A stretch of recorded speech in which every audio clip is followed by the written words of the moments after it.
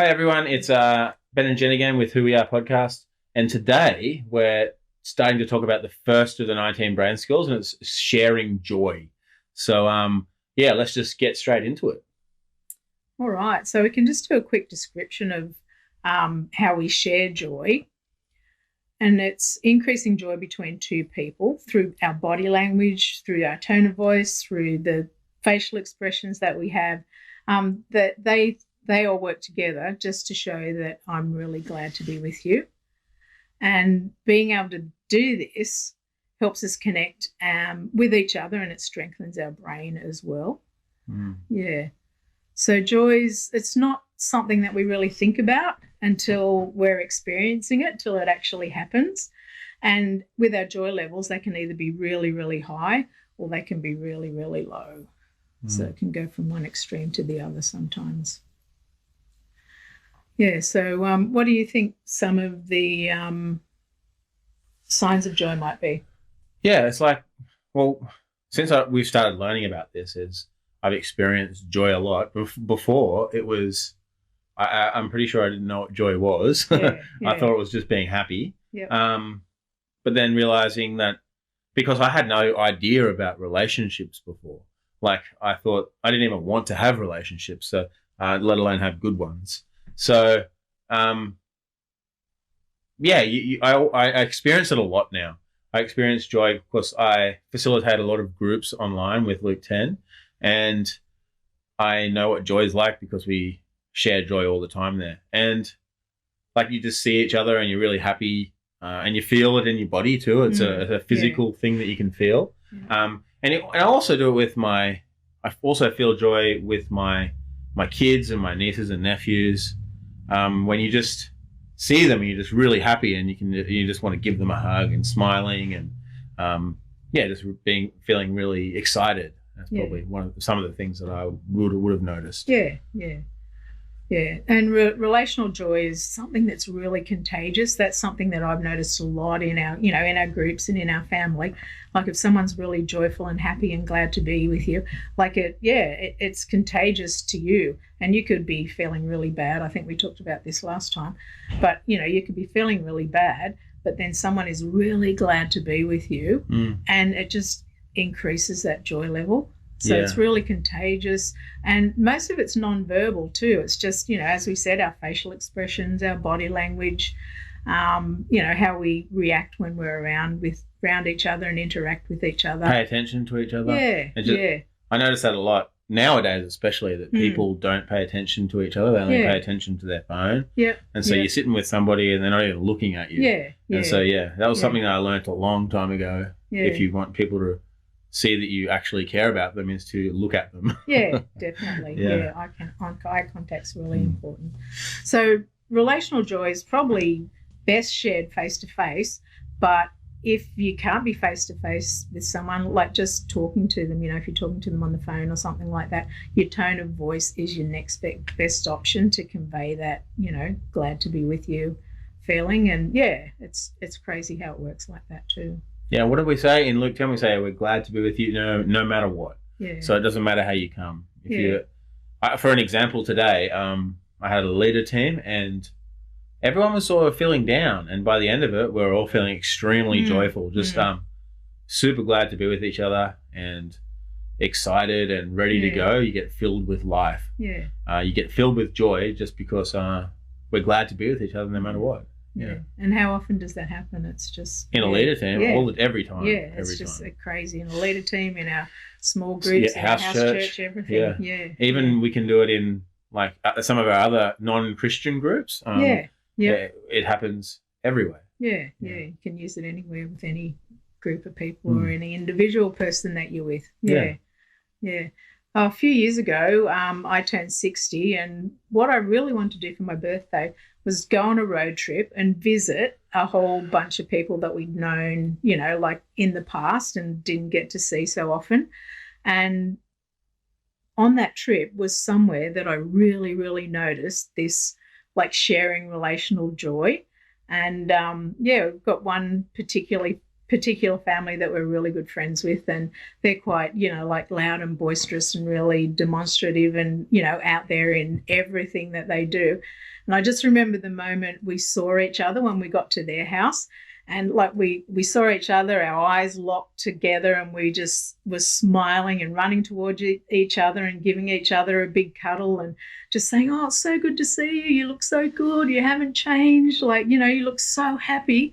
And, so it was just great to experience that and to see how it impacts and, like, creates that bond, like, straight away. So from there, we had this really strong bond and this really strong base to go into the rest of the time that we had with these people. Yeah. And it was just a really good, fun experience. Because it turns your relational circuits on. And you're just, like, ready to go. Yep. Yeah. And I had a little story from this morning. Like, today's Thursday, so my nephew Remy comes in and hangs out with us for the day, and it's really cool because this morning he knocked on the door and he just wanted to see us, and it was exactly the same thing. We're like, "Oh, Remy, so glad to see you!" And he came and gave me a cuddle, and but then he just ran off again. But that's cool. It's like he even there, I think he must be starting to feel it and want to be like with people. Yeah, and just to see you and see us, and I thought it was really awesome. Yeah.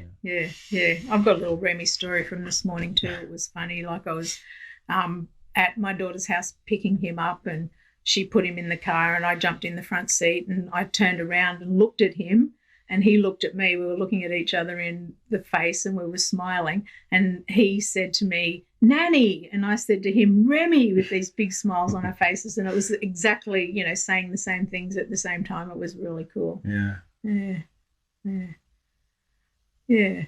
So like, how does joy, like, impact us, do you think, in our lives in general, in the situation at the moment, but like in our lives in general, I'd say. What do you think? How does it impact us in our family or well, everybody? People in general, I don't know. I feel like nowadays joy has a very small part in everybody's life.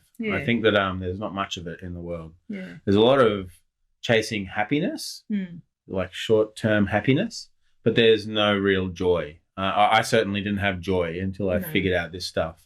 I would just go through life and do things I needed to do, and then that was about it. So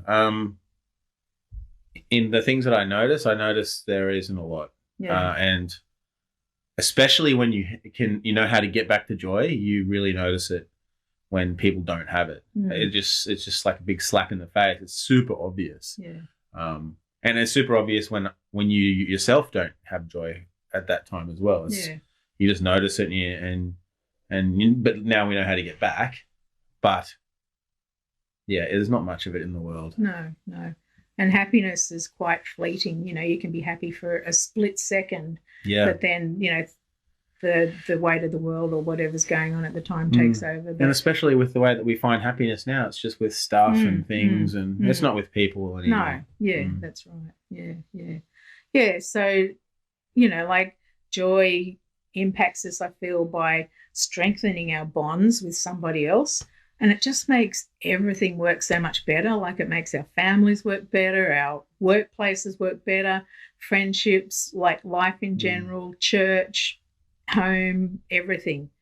I just feel like it can have a huge long-term impact on any, like, group or situation that we're in. And it builds up over time. It's not like well, there is a point in time where you have to be super intentional. And that happens every day. You have to be intentional with it every day, looking for it and trying to get it.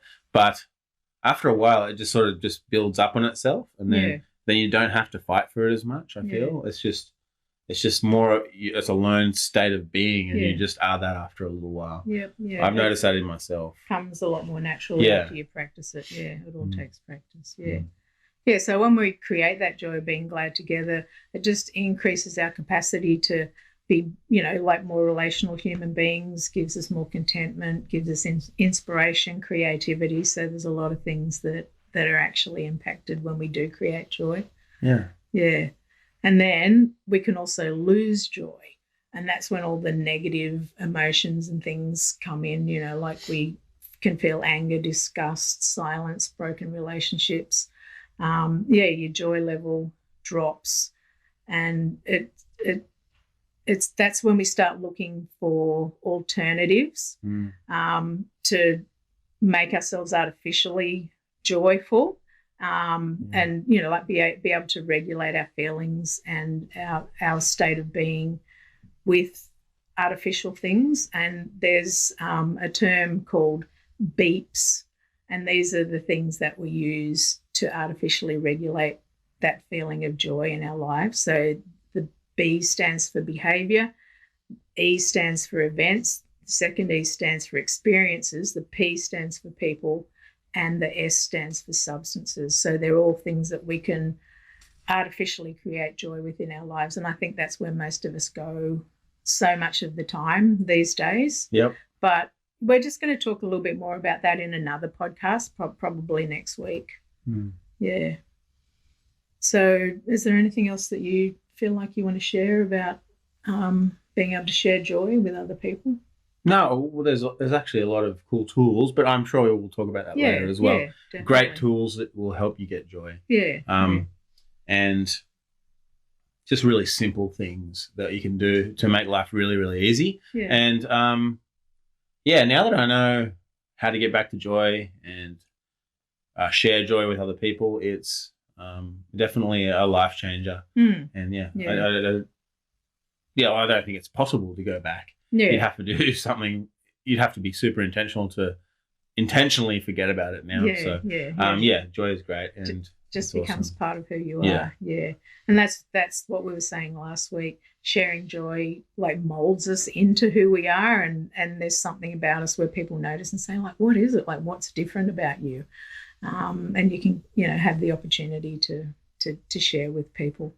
And also, without this skill, like, it's easy to pass on to our friends and family the bits of us that we don't particularly like. And that seems to be what we always get from we always get the negative side of things. We don't get the good things. No. Yeah. So that's about all I've got to say about learning to share joy. But we'll go deeper into it as time goes on. Sounds good. All right. See you next time. Okay. Bye.